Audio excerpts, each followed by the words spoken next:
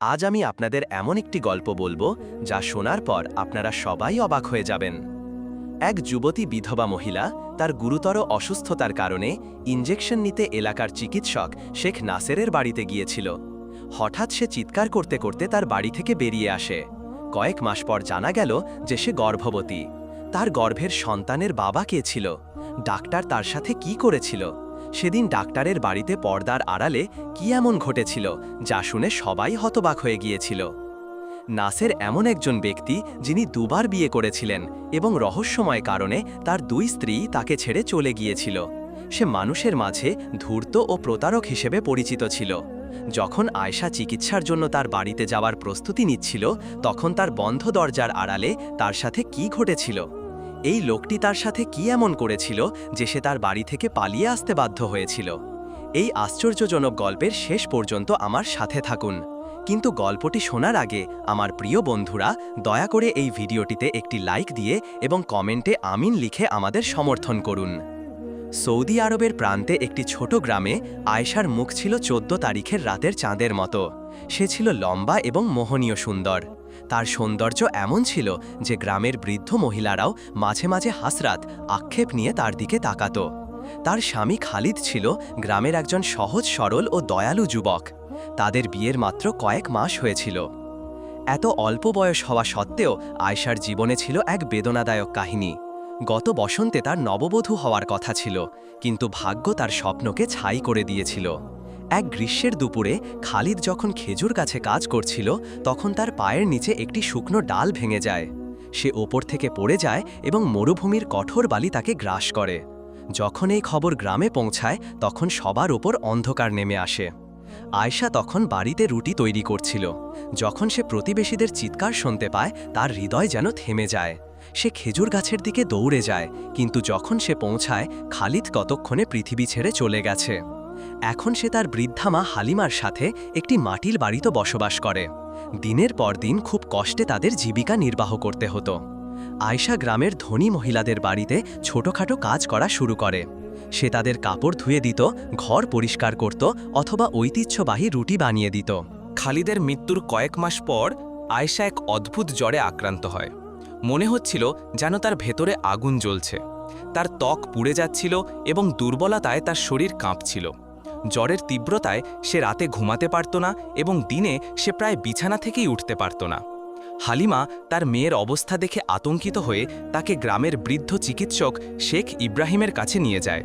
শেখ ইব্রাহিম তাকে সাবধানে পরীক্ষা করেন এবং দীর্ঘ পরীক্ষার পর মাথা তুলে বলেন, এই জ্বর সাধারণ নয়। আয়েশাকে নির্দিষ্ট সময়ে ইনজেকশন দিতে হবে। যদি চিকিৎসায় দেরি হয়, তবে রোগটি গুরুতর এবং বিপজ্জনক হয়ে উঠতে পারে। হালিমা হাত জোড় করে কাঁপা কাঁপা গলায় জিজ্ঞেস করল, হে শেখ, কিভাবে? হাসপাতাল অনেক দূরে, আমাদের কাছে যাওয়ার মতো টাকা বা কোনো বসিলা নেই। শেখ ইব্রাহিম এক মুহূর্ত চুপ করে থেকে বললেন, নাসের তাকে ইনজেকশন দিতে পারবে।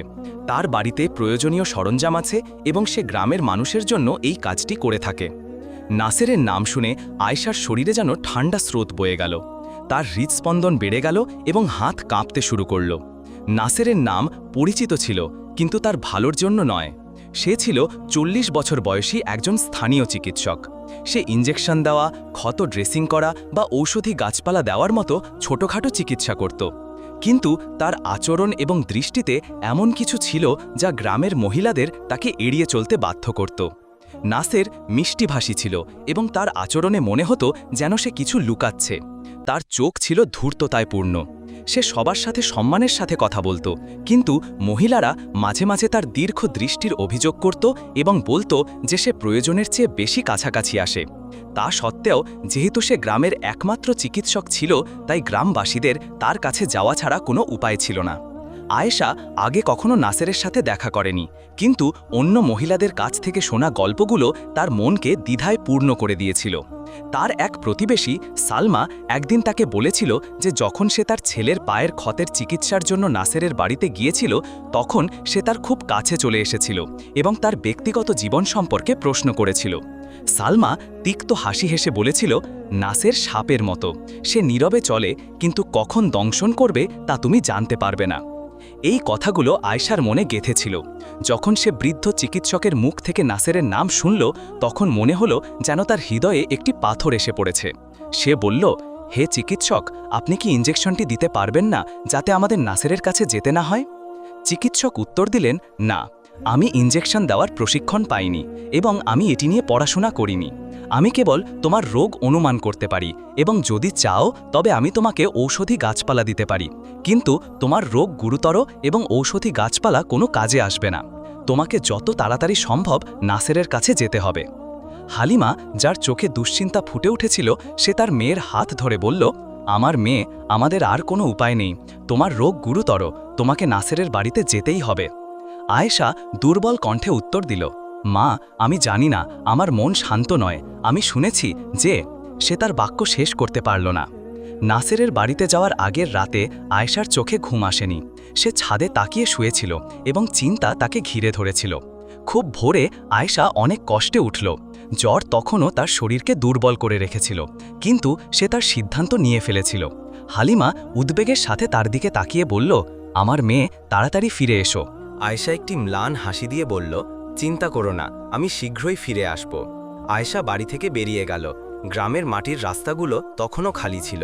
যখন সে নাসেরের বাড়ির কাছে পৌঁছালো, তার পদক্ষেপ ধীর হয়ে গেল।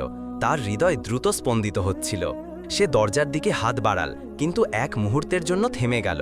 তার মনের মধ্যে কিছু একটা ফিসফিস করে বলছিল যে হয়তো তার এই দরজায় টোকা দেওয়া উচিত নয়, কিন্তু তার শরীরের জ্বর এবং তার মায়ের কণ্ঠ, আমাদের আর কোনো উপায় নেই, তাকে এগিয়ে যেতে বাধ্য করল।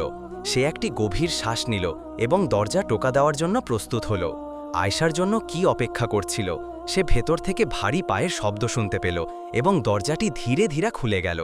নাসের তার সাধারণ পোশাকে এবং মুখে এক রহস্যময় হাসি নিয়ে আবির্ভূত হল। তার চোখ এক মুহূর্তের জন্য আয়েশার উপর স্থির হল, যেন সে তার মুখে কিছু পড়ছে। নাসের শান্ত ও নরম গলায় বলল, স্বাগতম আয়েশা, আমি শুনেছি তুমি অসুস্থ, ভেতরে এসো। কিন্তু তার কণ্ঠস্বরে যেন দয়ার বাড়াবাড়ি ছিল। আয়েশা জ্বর ও উদ্বেগে কাঁপা কাঁপা গলায় উত্তর দিল, হে শেখ, শুধু ইঞ্জেকশনটি দিন। চিকিৎসক ইব্রাহিম বলেছেন এটি দ্রুত দিতে হবে। নাসের তার হাসি বজায় রেখে মাথা নেড়ে সম্মতি জানিয়ে বলল, অবশ্যই, নিশ্চিন্ত থাকো, আমি এখানে তোমাকে সাহায্য করার জন্যই আছি। সে এক ধাপ পিছিয়ে গেল এবং হাত দিয়ে ঘরের ভেতরের দিকে ইশারা করে বলল, এসো, চিকিৎসার ঘর এখানে। আয়েশা দ্বিধা নিয়ে ভেতরে প্রবেশ করল। ঘরটি অন্ধকার ছিল এবং ওষুধের তীব্র গন্ধে বাতাস ভরা ছিল। নাসের তাকে মাটির দেয়ালওয়ালা একটি ছোট ঘরে নিয়ে গেল। আয়েশা উদ্বেগের সাথে জিজ্ঞাসা করল, বাড়িতে কেউ নেই? নাসের উত্তর দিল, কেন, আমার এক আত্মীয় ওই ঘরে ঘুমাচ্ছে, চিন্তা করো না। ঘরের কোণে একটি পুরানো কাঠের টেবিল ছিল, তার ওপর কিছু ওষুধের বোতল এবং একটি সিরিঞ্জ রাখা ছিল। আয়েশা দরজার কাছে দাঁড়িয়ে থাকল, যেন সে পালানোর পথ খোলা রাখতে চায়। নাসের টেবিলের কাছে গেল এবং ইঞ্জেকশন প্রস্তুত করতে শুরু করল। যখন সে সিরিঞ্জে ওষুধ ভরছিল তখন সে বলল, তুমি কি গ্রামে খুব পরিচিত? একজন সম্ভ্রান্ত মেয়ে, কিন্তু জীবন তোমার জন্য সহজ ছিল না, তাই না? তার কণ্ঠস্বর শান্ত ছিল, কিন্তু তার কথাগুলো যেন আয়েশার হৃদয়ে ছুরির মতো বিঁধছিল। আয়েশা তীব্রভাবে উত্তর দিল, দয়া করে আপনার কাজ করুন, এইসব কথার কোনো প্রয়োজন নেই। নাসের তার মাথা থেকে পা পর্যন্ত তার দিকে তাকাল, যেন সে তার তীব্র প্রতিক্রিয়ায় অবাক হয়েছে। তারপর তার হাসি ফিরে এলো এবং সে বলল, রাগ করো না, আমি শুধু তোমাকে শান্ত করার চেষ্টা করছিলাম। অসুস্থতা মানুষকে দুর্বল করে দেয় এবং আমি চাই না আমার রোগীরা চিন্তিত থাকুক। সে সিরিঞ্জটি ধরে আয়েশার দিকে এক ধাপ এগিয়ে গেল। আয়েশার মনে হলো যেন তার শ্বাস বুকে আটকে গেছে। নাসেরের দৃষ্টিতে এমন কিছু ছিল যা তাকে পিছিয়ে যেতে বাধ্য করল। সে বলল, দয়া করে তাড়াতাড়ি করুন, আমার মা আমার জন্য অপেক্ষা করছেন। নাসের তার হাসি দিয়ে উত্তর দিল, ধৈর্য ধরো, তাড়াহুড়ো করো না, সব কিছু নিয়ন্ত্রণে আছে। কিন্তু তার কণ্ঠস্বর এবং তার শান্ত হাতের নড়াচড়া তাকে ভয় পাইয়ে দিল। সে আয়েশাকে বলল, একটি গভীর শ্বাস নাও এবং প্রস্তুত হও, আমি ফিরে না আসা পর্যন্ত এখানেই থাকো। আয়েশা প্রস্তুত হলো এবং নাসের পর্দার আড়ালে চলে গেল। সেই মুহূর্তে নাসেরের চোখ ছিল প্রতারণায় পূর্ণ। সে আয়েশার সাথে এমন কিছু করেছিল যা সে এবং আয়েশা ছাড়া আর কেউ জানত না। আয়েশা, যার কাছে কেউ কখনো আসের কাছে বা এমনকি তাকানোর সাহসও করেনি। কেউ জানে না সেই পর্দার আড়ালে তার সাথে কি ঘটেছিল। সেই মুহূর্তের পরে যা ঘটেছিল তা আয়েশা এবং নাসের ছাড়া আর কেউ জানত না। হঠাৎ আয়েশার চিৎকার ঘরে প্রতিধ্বনিত হলো, এমন এক কণ্ঠস্বর যা যেন তার গভীর থেকে বেরিয়ে আসছিল। সে ঘর থেকে দৌড়ে বেরিয়ে গেল। তার শাল কাঁধ থেকে ঝুলছিল এবং তার চোখ ছিল অশ্রুতে পূর্ণ। উঠোনে ওষুধ নিতে আসা কিছু মহিলা তাকে দেখতে পেল। তার মুখ জ্বর ও উদ্বেগে লাল হয়ে গিয়েছিল এবং তার শ্বাস ঘন ঘন পড়ছিল। একটিও শব্দ না করে সে কাঠের দরজা দিয়ে ছুটে বেরিয়ে গেল এবং মাটির রাস্তার দিকে দৌড়ে গেল, যেন সে পৃথিবীকে পিছনে ফেলে এসেছে। যখন আয়শা বাড়িতে পৌঁছালো তখন দৌড় এবং জ্বরের কারণে তার শরীর কাঁপছিল।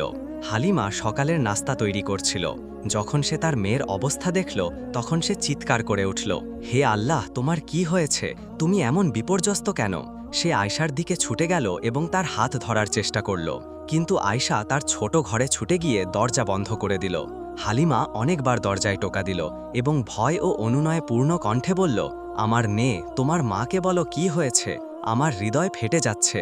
আমি যদি আমার এই লাঠি নিয়ে তোমার সাথে যেতাম, কিন্তু তুমি জোর দিয়ে বলেছিলে যে রাস্তা অনেক দূরে এবং তুমি চাওনি আমি তোমার সাথে যাই। কিন্তু আয়শা কোনো উত্তর দিল না। তার জিহ্বা যেন তালাবদ্ধ হয়ে গিয়েছিল এবং কথাগুলো তার গলায় আটকে গিয়েছিল। সেখানে থাকা মহিলারা সেই দৃশ্য দেখেছিল। খবরটি দ্রুত গ্রামে ছড়িয়ে পড়ল। কেউ জানত না আয়শার সাথে কি ঘটেছে। প্রত্যেক মহিলা ভিন্নভাবে কথা বলছিল। হালিমা, যার হৃদয় তার মেয়ের অবস্থায় ব্যথিত ছিল, সে অনেকবার তার সাথে কথা বলার চেষ্টা করেছিল, কিন্তু আয়শা চুপ করেছিল।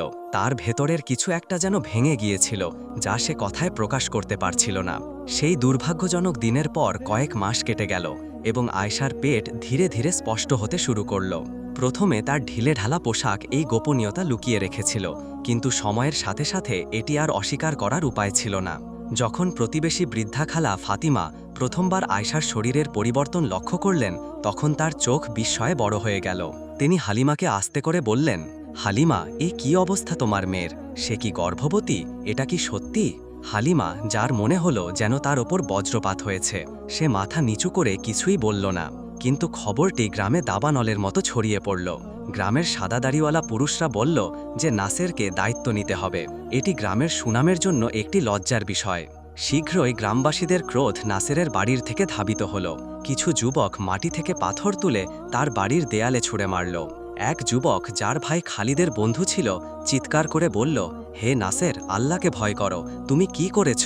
নাসের, যে তার কাঠের বাড়ির পিছনে লুকিয়েছিল, কোনো উত্তর দিল না। পরদিন সকালে গ্রামের কিছু মহিলা, যাদের মধ্যে খালা ফাতিমাও ছিলেন, হালিমার বাড়িতে এলেন এবং সহানুভূতিপূর্ণ স্বরে বললেন, তুমি তার মা, তোমাকে কিছু একটা করতে হবে, নাসেরকে জবাবদিহি করতে হবে। পরদিন সকালে গ্রামের কিছু মহিলা, তাদের মধ্যে খালা ফাতেমাও ছিলেন, হালিমার বাড়িতে এলেন এবং সহানুভূতিপূর্ণ কণ্ঠে বললেন, তুমি তো ওর মা, তোমার কিছু করা উচিত, নাসেরের উত্তর দেওয়া উচিত। হালিমা, যার হৃদয় দুঃখ ও লজ্জায় ভেঙে গিয়েছিল, বললেন, আয়েশা কিছু বলেনি, আমি জানি না সেদিন ঠিক কি হয়েছিল। আয়েশা, যে তার ছোট্ট ঘরে নিজেকে আবদ্ধ করে রেখেছিল, গুজব সম্পর্কে অবগত ছিল। প্রতিবেশীদের ফিসফিসানি মাটির দেয়ালের ওপার থেকে তার কানে আসছিল, কিন্তু সে নীরব ছিল। তার পেট দিন দিন বড় হচ্ছিল, আর যখনই সে তার ঘরের ভাঙা আয়নায় নিজেকে দেখত, তার চোখে জল জমে যেত, কিন্তু সে কথা বলতে পারত না। একটি গোপন কথা তার বুকে তালাবদ্ধ ছিল, এমনকি তার মা হালিমাকেও সে বলতে পারছিল না। নাসের কি সত্যি তার সাথে কিছু করেছিল, নাকি আয়েশার হৃদয়ে আরও বড় কোনো রহস্য ছিল? সেদিন নাসেরের বাড়িতে কি কিছু ঘটেছিল, নাকি আয়েশার এই সবই নাসেরের উপর দোষ চাপানোর জন্য অভিনয় ছিল? কেউ কেউ বলল যে শিশুটি নাসেরের এবং তার দায়িত্ব নেওয়া উচিত। আমার অন্যরা বলল, আমরা কিভাবে জানব যে নাসের এটি করেছে? হয়তো অন্য কেউ করেছে আর আয়েশা তার ওপর দোষ চাপাতে চাইছে। তারা সিদ্ধান্ত নিল যে আয়েশা এবং তার গর্ভের সম্মান রক্ষার জন্য নাসেরের তাকে বিয়ে করা উচিত। গ্রামের ওপর কলঙ্ক না লাগার এটিই একমাত্র উপায়।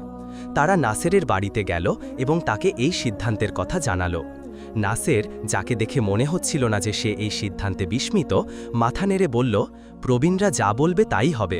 কিন্তু তার চোখ, যা সবসময় একটি রহস্য লুকিয়ে রাখত, দেখে মনে হচ্ছিল তার এখনও অনেক কিছু বলার বাকি আছে। যখন খবরটি আয়েশার কাছে পৌঁছল, তার হৃদয় দুঃখে ফেটে গেল। নাসের, যে তার বয়সের দ্বিগুণ বয়সী এবং যাকে সে তার চোখে অপবিত্র মনে করত, সে তার কাঙ্ক্ষিত স্বামী হতে পারে না। আয়েশা হালিমাকে বলল, মা, আমি ওর সাথে থাকতে পারবো না, আমার হৃদয় তা মেনে নিচ্ছে না। হালিমা, যে এই সিদ্ধান্তে দুঃখিত ছিলেন, তার মেয়ের হাত ধরে বললেন, আমার মেয়ে, আল্লাহ একটি পথ খুলে দেবেন, ধৈর্য ধরো। যখন গ্রামের লোকেরা নাসেরের বাড়িতে পৌঁছল তারা তার দরজায় কড়া নাড়ল, কিন্তু কোনো উত্তর এলো না। আবু আবদুল্লাহ সজোরে দরজায় আঘাত করে চিৎকার করে বললেন, হে নাসের, বেরিয়ে এসো, আমাদের তোমার সাথে কথা বলতে হবে। এই মহিলাকে যত তাড়াতাড়ি সম্ভব বিয়ে করতে হবে। কিন্তু বাড়িটি শান্ত ছিল, যেন কেউ নেই। একজন রাগান্বিত যুবক বলল, সে বুড়ো হয়ে গেছে। এদিকে আয়েশা দিন দিন দুর্বল হয়ে পড়ছিল। খালেদের ছোট ভাই আব্দুর রহমান তাদের বাড়িতে এলো। সে ছিল খালেদের মতো দেখতে একজন যুবক, কিন্তু তার চোখ ছিল সততা ও দৃঢ়তায় ভরা। খালেদের মৃত্যুর পর আব্দুর রহমান আয়েশার খোঁজখবর নিতে প্রায় হালিমার বাড়িতে আসত। এখন আয়েশার অবস্থা দেখে সে একটি বড় সিদ্ধান্ত নিল। একদিন আব্দুর রহমান তার মায়ের সাথে হালিমার বাড়িতে এলো। শান্ত কিন্তু দৃঢ় কণ্ঠে সে বলল, মা, আমি আয়েশার হাত চাইতে এসেছি। আমি তাকে এবং তার সন্তানকে বিয়ে করতে চাই এবং রক্ষা করতে চাই। গ্রামে তার সম্মান নষ্ট হতে দেব না, যাই ঘটুক না কেন, কারণ সে একদিন আমার ভাইয়ের স্ত্রী ছিল। হালিমা এই প্রস্তাবে বিস্মিত হয়ে তার চোখে জল জমে গেল। সে আব্দুর রহমানের দিকে তাকিয়ে বলল, তুমি একজন ভালো এবং ধর্মপ্রাণ যুবক, কিন্তু আমাকে আয়েশার সাথে কথা বলতে হবে, কারণ সে তোমার চেয়ে কিছুটা বড়। হালিমা আয়েশার ঘরে গিয়ে তাকে ঘটনাটি বলল। আয়েশা প্রথমে নীরব রইল, কিন্তু যখন সে আব্দুর রহমানের মুখ, তার সততা, তার চোখ এবং খালেদের সাথে তার সাদৃশ্যের কথা ভাবল, তখন তার হৃদয় আলো জ্বলে উঠল। আব্দুর রহমান তার জীবনের অন্ধকারে এক আলোর মতো ছিল। কাঁপানো কণ্ঠে সে হালিমাকে বলল, যদি তার হৃদয় বিশুদ্ধ হয় এবং সে আমার সম্মানের জন্য এটি করে থাকে, তবে আমি রাজি। কয়েকদিন পর হালিমার বাড়িতে একটি সাধারণ বিয়ের অনুষ্ঠান অনুষ্ঠিত হল। বিয়ের কয়েকদিন পর আয়েশার অবস্থা হঠাৎ খারাপ হয়ে গেল। সে তার শরীরে প্রচণ্ড ব্যথা অনুভব করল, জ্বর ফিরে এলো। হালিমা তাকে হাকিম ইব্রাহিমের বাড়িতে নিয়ে গেলেন, কিন্তু তিনি উদ্বিগ্ন মুখে বললেন, আপনাকে তাকে হাসপাতালে নিয়ে যেতে হবে, তার অবস্থা খুব গুরুতর। কিন্তু তারা কিছু করার আগেই আয়েশা আরও গভীর ব্যথা অনুভব করল এবং তার সন্তান হারাল। এই ঘটনাটি আয়েশার হৃদয়ে আরেকটি ছুরিকাঘাতের মতো ছিল। সে তার ঘরের নরম বিছানায় লুটিয়ে পড়ল এবং নীরব অশ্রু ঝরাল। কয়েক মাস পর যখন গ্রাম তার স্বাভাবিক জীবনে ফিরে এলো, নাসের হঠাৎ করে নির্লজ্জভাবে গ্রামে ফিরে এলো, কিন্তু গ্রাম তাকে আর গ্রহণ করল না। যখন নাসের আবু সালেমের দোকানে এলো, দোকানদার বিরক্তি নিয়ে তাকে বলল, হে শেখ নাসের, এখানে তোমার জন্য কিছু নেই। গ্রামের সবাই যারা গল্পটি জানত তাকে পাথর ছুঁড়তে লাগল। নাসের, যে গ্রামে সম্মানহীন মানুষ হয়ে গিয়েছিল, তার কাছে গ্রাম ছেড়ে যাওয়া ছাড়া আর কোনো উপায় ছিল না। সেই রাতে নাসের তার বিছানায় ঘুমাচ্ছিল যখন সে হঠাৎ করে আগুন এবং ধোঁয়ার গন্ধে জেগে উঠল। যখন সে চোখ খুলল, আগুন তাকে ঘিরে ধরেছিল। পালানোর বা বাঁচার কোনো পথ ছিল না। গ্রামের লোকেরা তার বাড়ির চারপাশে জড়ো হয়েছিল, কিন্তু কেউ কাছে যাওয়ার সাহস করল না। এই আগুন ছিল এক ঐশ্বরিক ক্রোধ, যা এই অপবিত্র মানুষটিকে পুড়িয়ে দিচ্ছিল। আয়েশা, যাকে একসময় ভারী দৃষ্টি এবং কৌতূহলী ফিসফিসানি ভারাক্রান্ত করত, এখন একজন শান্ত চেহারার মহিলা, যার হাসি তার হৃদয়ের গভীর থেকে আসে। এই গল্পের শেষ পর্যন্ত আমার সাথে থাকার জন্য আপনাদের ধন্যবাদ। পরবর্তী ভিডিও পর্যন্ত আমি আপনাদের সর্বশ্রেষ্ঠ আল্লাহর কাছে সমর্পণ করছি।